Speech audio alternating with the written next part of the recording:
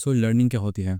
कोई भी relatively permanent changes जो कि हमारे बिहेवियर में होते हैं, वो हमारे लिए लर्निंग कहलाता है। और फिर ऐसे इन चेंजेस के ज़िम्मेदार प्रैक्टिस और एक्सपीरियंस से ही ये चेंजेस आते हैं। फॉर एग्जांपल, हमने क्रिकेट खेलने के बाद प्रैक्टिस की और उस समय बहुत एक्सपीरियंस भी हो गया क्रिकेट खेलने का, तो जो हमारी बैटिंग परफॉर्मेंस है वो बढ़ गई। ये हमारी कि एक परमानेंट लर्निंग हुई किस तरीके से बैटिंग करते हैं। लर्निंग के बहुत सारे टाइप्स भी होते हैं, जैसे कि ऑब्जर्वेशनल लर्निंग।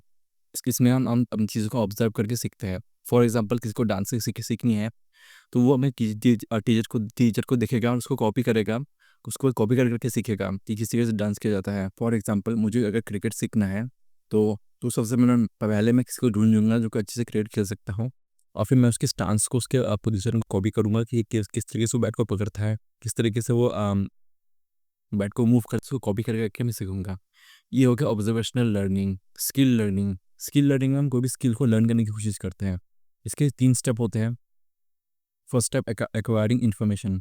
इसमें हम जो जिस भी स्किल को हम लर्न करना चाहते हैं उसके बारे में जितनी भी इन्फॉर्मेशन है हम ले लेंगे। जैसे कि हमें कार ड्राइव करनी है, तो हमें सारी इन्फॉर्मेशन में चाहिए कि कार का क्लच क्या होता है, ब्रेक क्या होता है, कौन कौन से गियर होते हैं, कितने गियर होते हैं, कितने स्पीड पे चलाना है, सारी चीज़ें हमें याद करनी होगी। सेकंड स्टेप, प्रैक्टिस और एसोसिएशन। इसमें क्या करते हैं, हम जो भी हमने सीखा है उसको हम प्रैक्टिस करते हैं कि हमें उसको हम रियल लाइफ में अप्लाई करते हैं। उसके बाद जो जो हमने अप्लाई किया और जो हमारे ब्रेन में है उसको हम एक साथ एसोसिएट करते हैं कि ब्रेक दबाने से ब्रेक गाड़ी रुकी थी, और हम ब्रेक दबाने से क्या क्या होता है हमें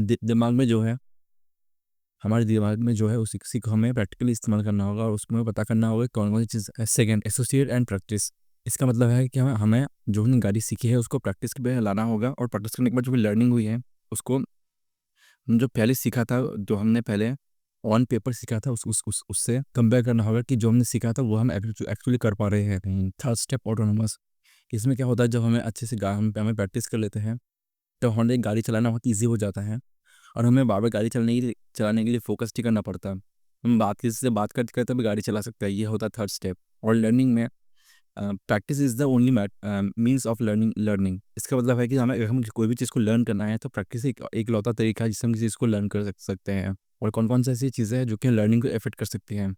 पहला हुआ कंटिन्यूस री और पार्शल री। इसका मतलब हुआ, जैसे कि हम किसी चीज़ के लिए तैयारी कर रहे थे, एग्जाम के लिए तैयारी कर रहे हैं, और हमें पढ़ाई के लिए जब हम एक चैप्टर पढ़ते हैं तो हमको रिवॉर्ड मिलता है। उस रिवॉर्ड के लिए हम हमारी जो इंटेंट हो जाता है पढ़ने का वो बढ़ जाता है। इसको कहते हैं कंटिन्यूस री। कोई हमें रिवॉर्ड दे रहा है तो हमें अच्छा लगता है लर्निंग करने में। Second step, motivation. अगर हमारी मोटिव भी ऐसा है कि हमें एग्जाम है तो हमें पढ़ना ही पड़ेगा, तो हमें ऑटोमेटिक हमें लर्निंग करने का मन करता है। Third step, preparedness of learning. इसका मतलब है कि जो हम चीज़ लर्न कर रहे हैं उसको हम केपेबल भी है या नहीं। फॉर एग्जांपल, हम क्लास 10 की मैथ्स पढ़ रहे हैं, और लेकिन हम क्लास 5th में है, तो हम चाह के भी वो चीज़ को लर्न नहीं कर पाएंगे क्योंकि वो हमारे अभी कैपेसिटी के बाहर है।